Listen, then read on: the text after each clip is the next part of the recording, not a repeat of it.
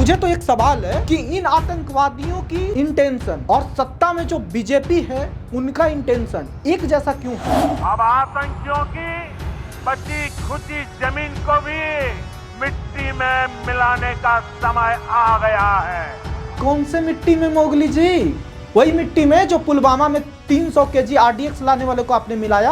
अंधभक्तों को भी सुनाना चाहता हूँ जो दिन भर हिंदू मुस्लिम करते हैं। सुनो।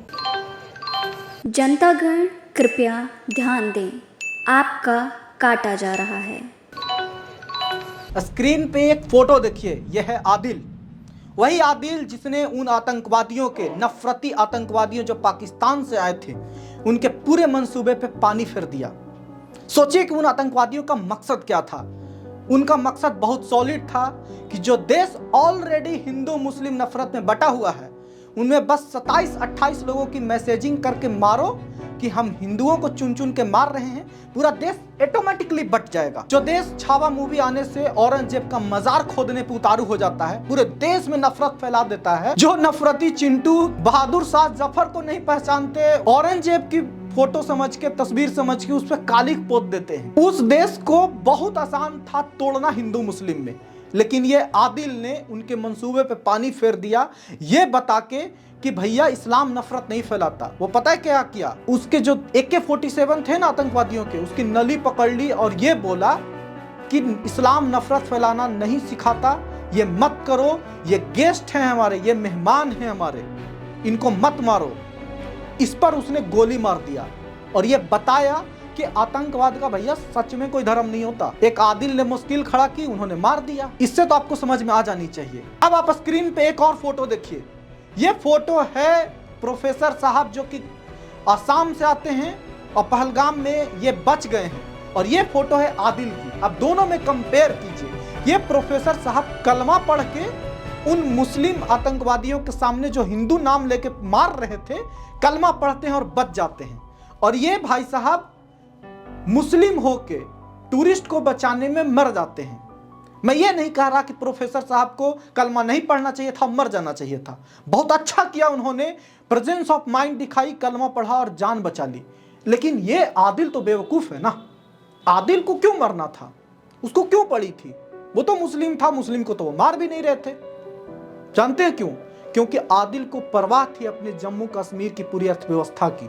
उन्हें पता था कि उन भाइयों की रोजी रोटी ही चलती है इन मेहमानों पे जो देश दुनिया भर से आते हैं यहाँ। उसे पता था कि ये नफरत से उसकी परिवारों की जिंदगी नहीं चलेगी। इसमें जान गंवाई उसने और जान बचाया और नफरत फैलाने से बचाया।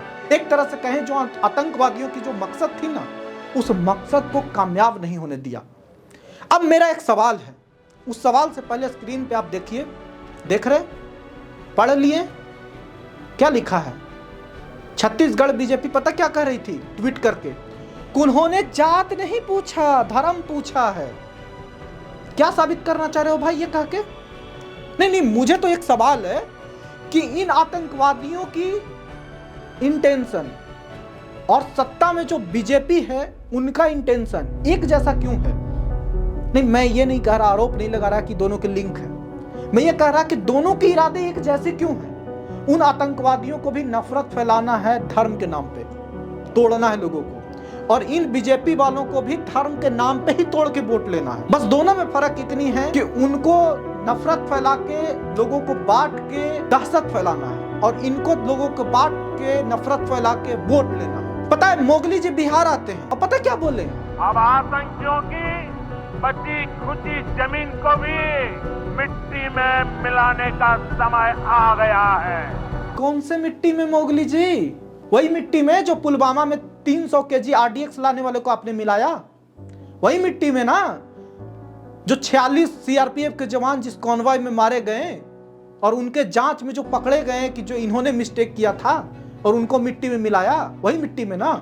ये देश पूरा सॉइल टेस्ट आपसे चाहता है कि कौन से मिट्टी में मिलाएं और कितना मात्रा है उन आतंकवादियों का खून का उस मिट्टी में जिसमें आपने मिलाया है। और ये डेटा इतना ही नहीं है मोगली साहब, बहुत लंबा है। सुनिए ना, थोड़ा धैर्य रखिए। अंधभक्तों को भी सुनाना चाहता हूं जो दिन भर हिंदू मुस्लिम करते हैं। सुनो, 2015 में कठुआ पुलिस स्टेशन में 6 लोगों की मौत होती है, बल्कि मार दिए जाते हैं। पामपोर सीआरपीएफ 2016 में 8 लोगों को मारा जाता है। पूरी आर्मी कैंप पे हमला होती है, 23 लोग मारे जाते हैं। बारामूला आर्मी कैंप पे 5 लोग मारे जाते हैं। नारगोटा आर्मी कैंप पे 10 लोगों की बेतरतीब हत्या होती है। 2017 अमरनाथ यात्रा में 8 लोगों की मौत हुई। 2018 संजवान आर्मी कैंप पे 11 लोगों पर हमला हुआ और मौत हुई। और 2019 तो आपको पता ही है, पुलवामा सीआरपीएफ कॉन्वॉय पे 46 लोगों की मौत हुई। जम्मू कश्मीर बस स्टैंड पे 3 लोगों की मौत होती है 2021 में। श्रीनगर पुलिस बस पे हमला होता है जिसमें 3 लोग मारे जाते हैं 2022 में। 2023 में राजौरी आर्मी कैंप पे हमला होता है, 5 लोग मारे जाते हैं। 2024 के 9 लोगों की हत्या होती है। अब 2025 पहलगाम, आपको तो पता ही है, 28 लोगों की हत्या। तो मोगली साहब, मेरा सवाल बस इतना है कि इन सबको आपने कौन से मिट्टी में मिलाया है? थोड़ा देश को वही सॉइल टेस्ट करवाइएगा क्या? एक बात आप कान खोल के समझ लीजिए, मैं पूरे बिहार और पूरे देश से कहना चाहता हूं, इस मोगली साहब को सिर्फ इलेक्शन जीतना है। 2019 का भी पुलवामा हमला बस इलेक्शन के भेंट चढ़ा, कोई जवाब देने के लिए नहीं आया। अभी भी पहलगाम, जब मैं ये वीडियो शूट कर रहा हूं तब तक एक भी प्रेस कॉन्फ्रेंस नहीं हुई है। एक्शन ले लिए सरकार ने, सिंधु जल समझौता रद्द कर दिया है, लेकिन कब तक एक्शन का रिएक्शन होगा? सिर्फ सुरक्षा पे बात क्यों नहीं हो रही है? सुरक्षा का जवाब ये लोग क्यों नहीं देते कि क्यों सुरक्षा नहीं कर पा रही है? तो पॉइंट बहुत क्लियर है दोस्तों, ये हाई टाइम है कि हम लोगों को समझ लेनी चाहिए कि चाहे वो आतंकवादी हो या पॉलिटिशियन, दोनों को नफरत फैला के एक को दहशतगर्द बनाना है आपको, और एक को आपको नफरत से वोट लेना है। तो क्रोनोलॉजी थोड़ा समझ लीजिए, अमित शाह बोलते हैं ना क्रोनोलॉजी, थोड़ा क्रोनोलॉजी इन दोनों को समझिए, समझदार बनिए, इसी में हमारी भलाई है और पूरे देश की भलाई है। बाकी आप राय जरूर दीजिएगा, बाकी ये जरूर बताइएगा कि आदिल की इस कुर्बानी को आप कैसे देख रहे हैं? क्या आप भी आप नफरत के आंधी में रहेंगे या बचेंगे? उम्मीद तो नहीं है, बट कोशिश जरूर कीजिएगा। तक सच बिहार, नमस्कार।